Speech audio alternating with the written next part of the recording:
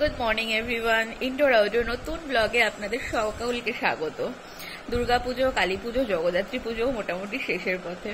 তাই মন ভালো করতে, মানে পুজোর আমেজটা চলে গেলে না বাঙালির মনের যেন একটা অস্থিরতা শুরু হয়ে যায়, যে সব আনন্দ ম্যাজেকার হয়ে গেল। একটা বছর তো আমরা পুজোগুলোর জন্যই অপেক্ষা করে থাকি, এখনো ক্রিসমাস আসতে দেরি আছে। তো এই মন ভালো করতে অর্ণব একটা ডিসিশন নিয়েছে। গুড মর্নিং বলে দাও সবাইকে। Good morning everyone, good morning. Arnab খাচ্ছে এখন চা, আজ অফিস বেরোবে, আজকে শনিবার। তো মন ভালো করতে আমরা এক জায়গায় যাচ্ছি। তো কোথায় যাচ্ছি তার জন্য কি প্রিপারেশন নিয়েছি সকাল থেকে, ঘুম থেকে সবে উঠলাম, সবটা তোমাদের সাথে ব্লগে শেয়ার করব। মানে বলবো যে ব্লগটা কিন্তু স্কিপ করো না। যাচ্ছি বেড়াতে, পাহাড় যাচ্ছি না সমুদ্র যাচ্ছি বলে দেবো? না বলবো না, তোমরা দেখতে থাকো আমরা কোথায় যাচ্ছি বেড়াতে।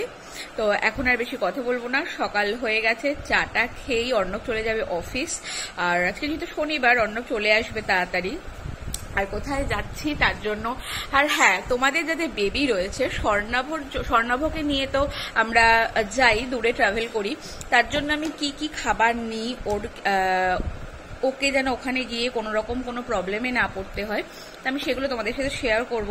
আশা করি তোমাদের যাদের তোমাদের যদি কোনো ছোট বেবি থাকে যারা আমার ব্লগ দেখো, তাদের হয়তো অনেকটা সুবিধা হতে পারে সেটা দেখে। তো চলো এখন রাখছি, তোমাদের সাথে সবটা শেয়ার করছি। সকাল সকাল গল্প সেরে চলে এসেছি সোজা রান্নাঘরে। তোমাদের সাথে শেয়ার করব ছোট্ট বেবিদের ট্রাভেলের জন্য যাতে কোনো প্রবলেম না হয়, মানে তোমরা কি কি খাবার ক্যারি করতে পারো। হ্যাঁ, এগুলোর সাথে কিন্তু তোমাদেরকে একটা ইলেকট্রিক কেটলি মানে নিতে হবে, যেটাতে তোমরা এই জিনিসগুলোকে করবে। এখন দেখো আমি প্যান বসিয়ে দিয়েছি, প্যানের মধ্যে একটু ঘি দিয়ে দিয়েছি। ঘিটা সামান্য গরম হলে আমি দিয়ে দিলাম দুটো এলাচটা একটু মানে ফ্লেভারটা ছাড়লেই আমি দিয়ে দেবো তার মধ্যে সুজি। তোমরা তোমাদের পরিমাণ মতো নেবে, মানে তোমরা যত দিনের জন্য যাচ্ছ, আমাদের ট্যুরটা 5 দিনে, তাই আমি 5 দিনের পরিমাণ মতো নিয়েছি। দিয়ে দিলাম কিছুটা পরিমাণে কাজু বাদাম। এবার খুব হালকা মানে আছে, একদম গ্যাসের ফ্লেমটাকে লোতে রেখে আমি সুজি কাজু বাদামটাকে ভালো করে ঘি দিয়ে রোস্ট করে নেব, যাতে কোনো রকম কোনো মানে লালভাবে পুড়ে না যায়। অনেকটা সময় নিয়ে করতে হবে যাতে বাদামটাও ভালোভাবে সুজির সাথে রোস্ট হয়। দেখো সুজি আর কাজু বাদাম ভাজা হয়ে গেছে একদম। এটাকে এবার ঠান্ডা হতে আমি একটা প্লেটের মধ্যে পাখার নিচে রেখে দিয়েছি। এবার ওই প্যানের মধ্যেই আমি নিয়ে নিয়েছি একটু সামান্য ঘি দিয়ে দিয়েছিলাম, তার মধ্যে আমি এবার ওটস দিয়ে দিয়েছি। ওটসটাকেও একটু ড্রাই রোস্ট করে নিচ্ছি। ওটসটাও ঠান্ডা হতে দিয়ে দিয়েছি। এবার দেখো একটা প্যানের মধ্যে নিয়ে নিয়েছি কিছুটা মুড়ি, চিড়ে, ভুনা চানা, তারপর নিয়েছি আমন্ড আর কিছুটা পরিমাণে কাজু। সবটাকে আমি একসাথে হালকা আছে অনেকটা ধৈর্য নিয়ে এটাকে আমি রোস্ট করব। ওটাকেও রোস্ট করা হয়ে গেছে আমার। এখানে দেখো চাল আর ডাল, চাল নিয়েছি গোবিন্দভোগ চাল, যাতে কেটলিতে না আমাদের সেদ্ধ চাল অনেকটা সময় লাগবে হতে, তাই গোবিন্দভোগ চাল, মুগ ডাল আর মসুর ডাল আগে থেকে ধুয়ে সূর্যের আলোতে আমি একটা থালার মধ্যে জল ঝরিয়ে শুকিয়ে নিয়েছিলাম। এবার দেখো একটা প্যানটাকে ভালো করে ধুয়ে বসিয়ে দিয়েছি, তার মধ্যে দিয়ে দিচ্ছি কিছুটা পরিমাণে ঘিটা ভালো করে গরম করে নিতে হবে। ঘিটা গরম হওয়ার পর এবার আমি তোমাদেরকে দেখাবো খিচুড়ি মিক্সড। সামান্য জিরে আর এলাচ আর তেজপাতা দিয়ে দিলাম ঘিয়ের মধ্যে, কারণ স্বর্ণাভ যেহেতু ভাত খায়, ও একটু বড়ো হয়ে গেছে এখন, যে কোনো একটা বেলা অন্তত ওকে খিচুড়ি ব্যাপারটা একটু মানে দিলে ওর সুবিধা হবে। দিয়ে দিলাম কিছুটা পরিমাণ ক্রাশড করা গোলমরিচ। খিচুড়িটা যাতে একটু ঝাল ঝাল হয় দিয়ে দিলাম একটু জিরের গুঁড়ো, একটু ধনের গুঁড়ো, সামান্য পরিমাণ দিয়ে দিলাম একটু হলুদ গুঁড়ো আর একটু হিং কিন্তু বাচ্চাদের ডাইজেস্টে খুব মানে সুবিধা করে। আর সামান্য আদা একটু গ্রেটারের সাহায্যে, হ্যান্ড গ্রেটারের সাহায্যে কুড়িয়ে আদা দিয়ে দিলাম একটু। আর এবার এই যে জল দিয়ে ধুয়ে রাখা যে শুকনো ডালটা দিয়ে দিচ্ছি। দিয়ে আমি ভালো করে এই চাল ডালটাকে ভাজা ভাজা করে নেব, যাতে আমার ট্রাভেলের সময়, যাতে আমি কৌটোতে যখন ওটা নিয়ে যাব ক্যারি করব, তখন যেন কোনো রকম কোনো খিচুড়ি রান্না করতে আমার আলাদা করে যেন কোনো মশলা, নুন, হলুদ এগুলো আমার নিতে না হয়। দেখো সুন্দর করে হালকা আঁচে আমি খিচুড়িটাকে পুরো রেডি করে নিচ্ছি। সব কটাকে আলাদা আলাদা প্লেটে দিয়ে আমি ঠান্ডা হতে দিয়ে দিয়েছি।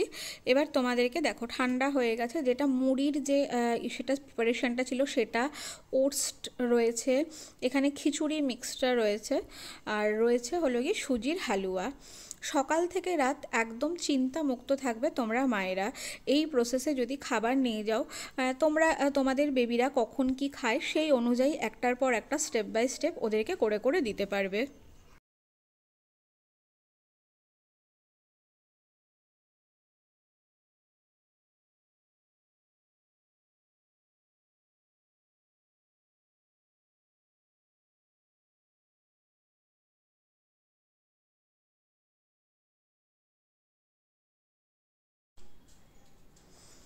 তারপর আমি দেখো নিয়ে নিলাম সুজি, আর এখানে যে আমি কাজু বাদামটা নিয়েছিলাম, সুজি আর কাজু বাদামের রোস্টটা, ওটাকেও একটু গুঁড়ো করে নিয়েছি।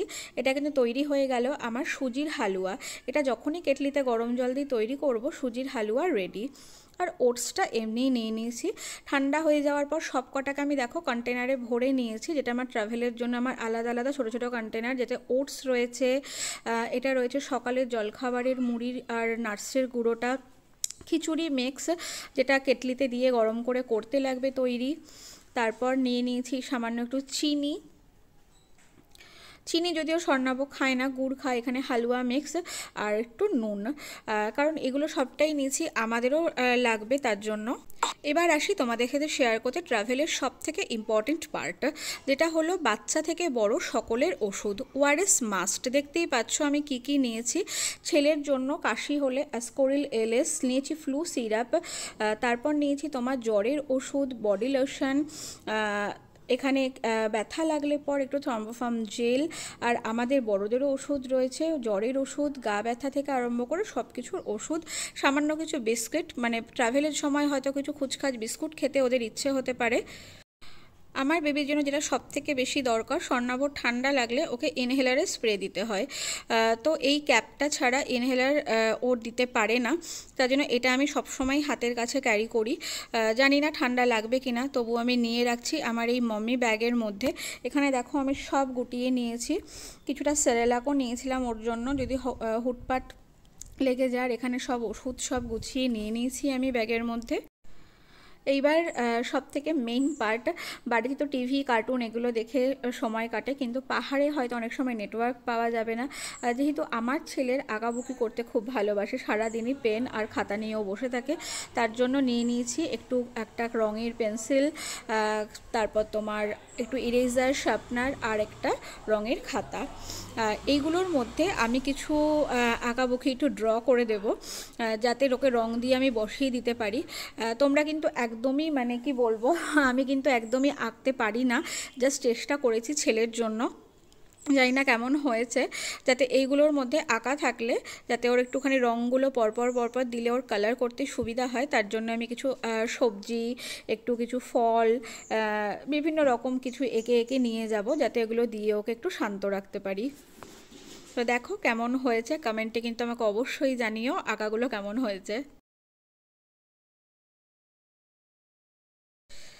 ব্যাগপত্র সব গুছিয়ে চলে এসেছি দুপুরের রান্না করতে।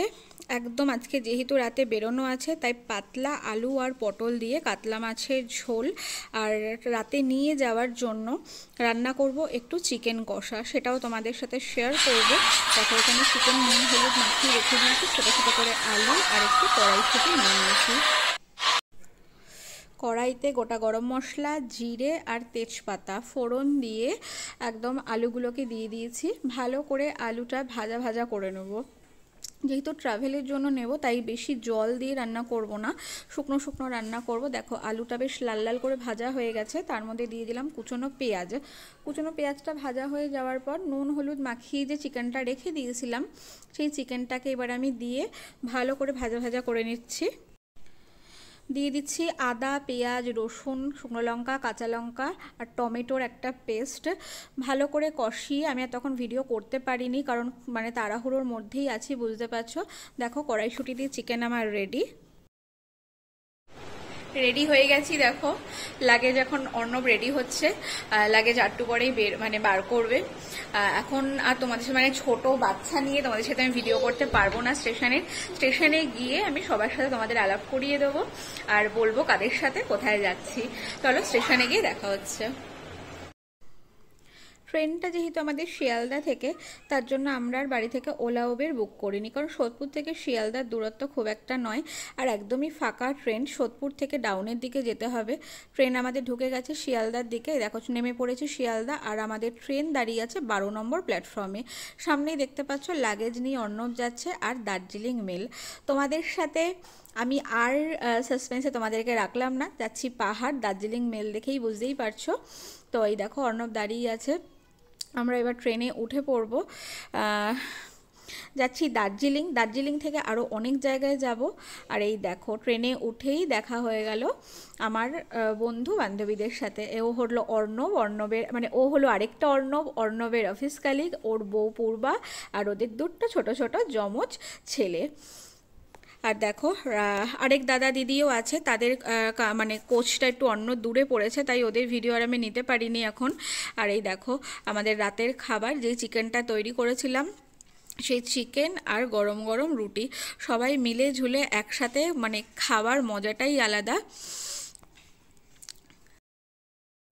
রাতের খাওয়া দাওয়া আমাদের হয়ে গেছে আর এদিকে দেখো বেডও পাতা হয়ে গেছে। এদের তিনজনের মোবাইল দেখা চলছে না, তিনজনে মিলে একসাথে বসেছে। ওদিকে স্বর্ণাভ, বকু আর ছোটু। রাতের খাওয়া দাওয়া হয়ে গেছে, এখন দেখতেই পাচ্ছ এই তিনজন কি করছে। তিনজন বসে বসে মোবাইলে এখনো কার্টুন দেখে যাচ্ছে। আর এই যে দেখতে পাচ্ছ রিয়াস ওয়ার্ল্ডের ব্লগ যারা তোমরা দেখো, ওই দুটো পুচকেকে নিয়ে, তারা কিন্তু অবশ্যই ওর ব্লগটা একবার ঘুরে আসবে। ব্লগিং করছে ওখানে। আর এখন রাতে আমরা ঘুমোতে যাব, ঠিক আছে? ঘুমোতে যাওয়ার পর সকালবেলা একদম দেখা হবে তোমাদের সাথে পাহাড়ে গিয়ে। তো চলো, গুড নাইট।